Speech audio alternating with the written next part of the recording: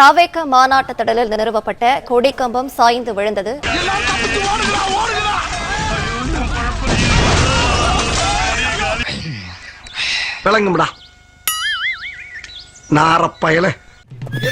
பஞ்சாயத்தடா முடிச்சு வச்சு பாரு, நமக்காக அம்பட்டு பெண்ணும் பிள்ளை குட்டியோட வெயில்ல காத்து கிடக்குறாங்களே. அதோட விலை 5000 ரூபாய். அதனாலதானே இந்த கழுதியில நம்பாம குரங்கு மாதிரி நானே மேல ஏறி இருக்கேன்.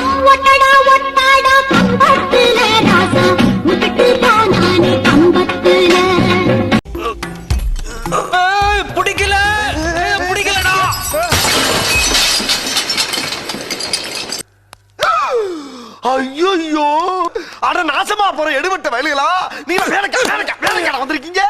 என்ன உசுரோட வச்சு புதைக்கிறதுக்குன்னு வந்திருக்கீங்கடா. ஐயோ முட்டாள். எது முட்டாளா? இப்ப பாரு, ஆண்டி ஆண்டி புடிங்கிரு தாண்டி, ஆண்டி பாரு, ஆண்டி ஆண்டி சல்லி சல்லியா நொறுக்கிட்டீங்களடா. ஜோதி வா.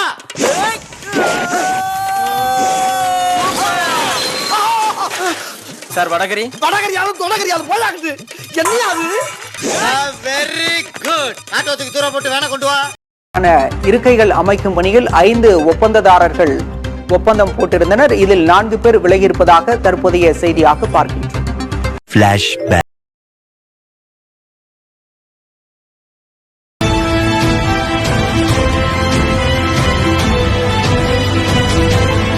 அதெல்லாம் கண்ணு முன்னால வந்து போமா இல்லையா? பயப்படலாம் செய்யணும். லேசுவாட்டா கேளுங்க. டாக்டர் திவாகர் அவர்கள் நம்மோடு இணைந்துள்ளார். அவரை நிகழ்ச்சிக்கு வரவேற்போம். வணக்கம் சார். வணக்கம் சார். டேய், நீ பைத்தியம் இல்ல? திவாகரா நல்ல மனுஷன்ப்பா, ஒரு வெள்ளந்தியான ஒரு ஆளு. ஆனா சமீபமா திவாகரை பார்க்கும்போது இல்ல, திவாகர் ஒரு ஜாதி வெறியர். சில இன்டர்வியூ எல்லாம் போயிட்டு சண்டையை போட்டுட்டு வரீங்க. சண்டைனா சட்டை கிளியட்டாயா செய்ய, சண்டையில கிளியாத சட்டை எங்க இருக்கு? ஒரு இன்டர்வியூல போயிட்டு கொலை பண்ணின சுர்ஜித்துக்கு சப்போர்ட் பண்ணி ஆதரவா பேசுறீங்க. சுர்ஜித் அதுவா? ஏய், ஆந்த வாயில் ஆய்ப்பெடுப்பத முறாத. திவாகர் ஒரு ஜாதி வெறியர் அப்படின்ற ஜாதி வெறியர்ன்ற மாதிரி முத்திரையெல்லாம் குத்தப்படுறது உங்களுக்கு நல்லா இருக்கா? அது தப்பு இல்ல இல்லையா? அது தப்பு இல்ல. ஏண்டா மோத்தா உன்னை பெத்தாளா இல்ல யானை கக்குச்சாடா? பேசும்போதே நம்ம முக்குளத்தோர் சமுதாயம், அதனால தப்பு இல்ல சார். நம்ம சமுதாயம்னா நம்ம சொந்தக்காரவங்க, நம்ம பையன் சொல்லிக்கிறனால தப்பு இல்ல இல்லையா? டேய், உனக்கு வெக்கமே இல்லையாடா? ஜாதி பாசம் பாசம்லாம் கிடையாதுமா. என்ன மோசமா? உடனே கொலை பண்ண நம்ம பிரதர் சுர்ஜித் வந்து நம்ம முக்குளத்தோர் சமுதாயம் சொல்லவாமா? ஓபனா சொல்லவா? அவங்க 2 பேர் பேருமே எனக்கு தெரியாது. தெரியலன்னா செருப்பாலே அடிப்பண்டா. ஏண்டா கொட்டாம்பளை புடிச்சு வந்திருக்கேன், பைத்தியம் புடிச்ச நாயே. அதாவது எனக்கு அந்த மேட்டரே தெரியாது. தெரியாதா? தெரியும். அவங்க உங்க குடும்பத்துல அவங்க அப்பா அம்மா ஆசைப்படுறாரு நடந்துக்காங்க. அது எப்படி 2 பேரையும் தப்புன்னு சொல்லலாம்?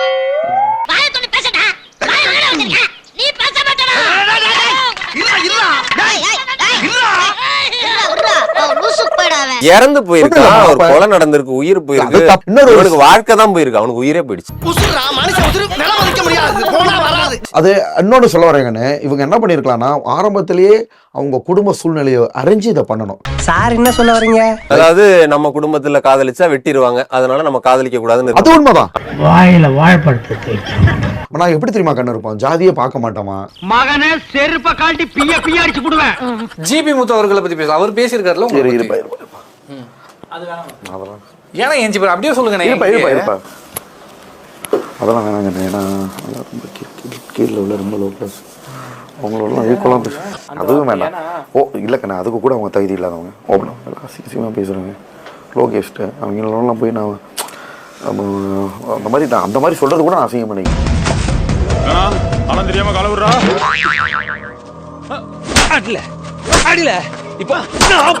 எங்க அப்பா வந்து தாழ்த்தப்பட்ட மக்கள் அப்படிலாம் சொல்ல மாட்டாங்க. டேவா, அவர் நம்மளுக்கு பங்காளி, மேக்சிமம் தாயா பிள்ளையா தான் இருப்பாங்கம்மா. ஏய் நாயே, என்ன பத்தி நீ என்ன நினைக்கிற, எப்படி நினைக்கிறேங்கிறது எனக்கு நல்லாவே தெரியும்டா. நான் உனக்கு என்ன அவ்வளவு தாயா பிள்ளையா இருக்கோன்றீங்க, காதலிச்சு பொண்ணு கொடுக்கறதுல என்ன சிக்கல்னு கேக்குறேன். நமக்குன்னு ஒரு கௌரவம் இருக்குதுல்ல, எங்க இருக்குது? நீங்க தான்டா சொல்லிட்டே தெரியுங்க. இந்த கேஸ்ல கல்யாணம் கூட அவங்க பண்ணிக்கல, கொஞ்சம் முன் யோசிச்சிருந்திருக்கலாம் அந்த 2 பேருமே. யாரு? அந்த காதலிச்சாங்க இல்லையா, கவினும் சுபாஷினியும் முன்னாடியே யோசிச்சிருக்கலாம்.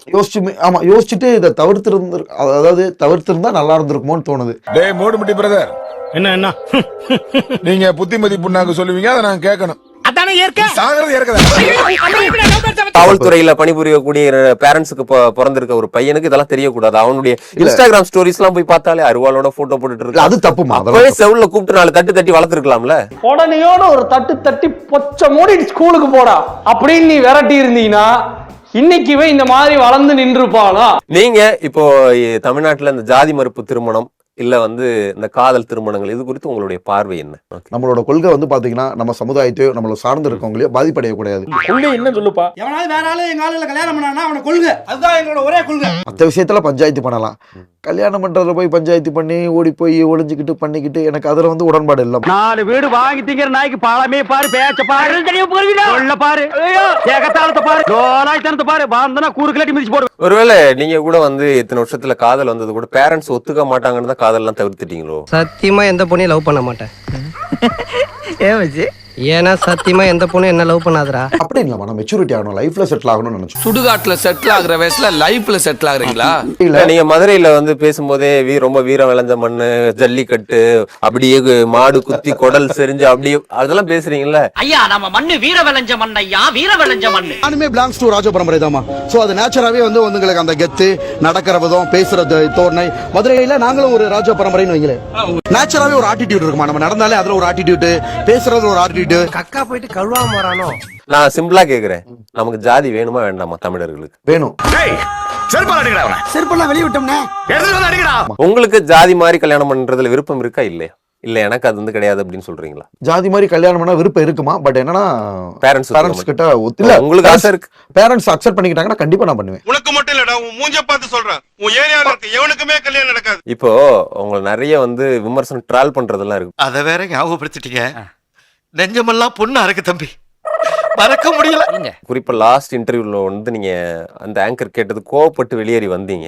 ஏண்டா வர்றேன் போறேன் 5 நிமிஷம் 6 நிமிஷம் அடிச்சா பரவாயில்ல, 1 மாசம் 2 மாசம் கொண்டு போய் விடாம வச்சு அடிக்கிறீங்க. அது ஓபனா சொல்லுவாங்க. நீங்க தெரிஞ்சதான் அப்படி நடிக்கிறீங்க. ஒருத்தவங்க வளர்ந்து வந்துட்டா 1000 பேர் 1000 சொல்லத்தான் செய்வாங்க. உங்களுக்கு தெரியாது, வளர்ந்துட்டீங்க.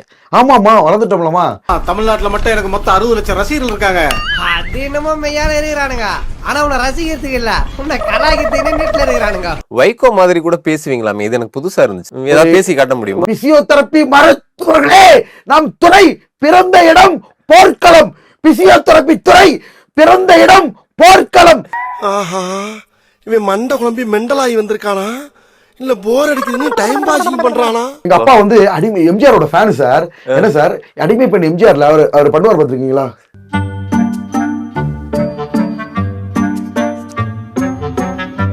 ஏய், மார்கழி மாசம் ரொம்ப நேரம் குஞ்சு இருக்காத, டக்குனு வா.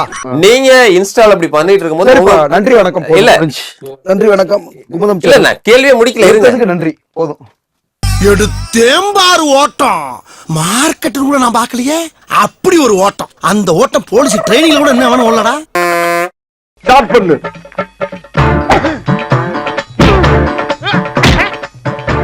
இங்கிட்டு வா. அப்படியா படைக்கலடி மண்டல மட்டும் அடிச்சிடாத, குலக்கேசல் உள்ள போயிருவேன். சரியா? உங்க வீட்டு பிள்ளையா நினைச்சு எல்லாரும் என்னை மன்னிச்சிருக்க.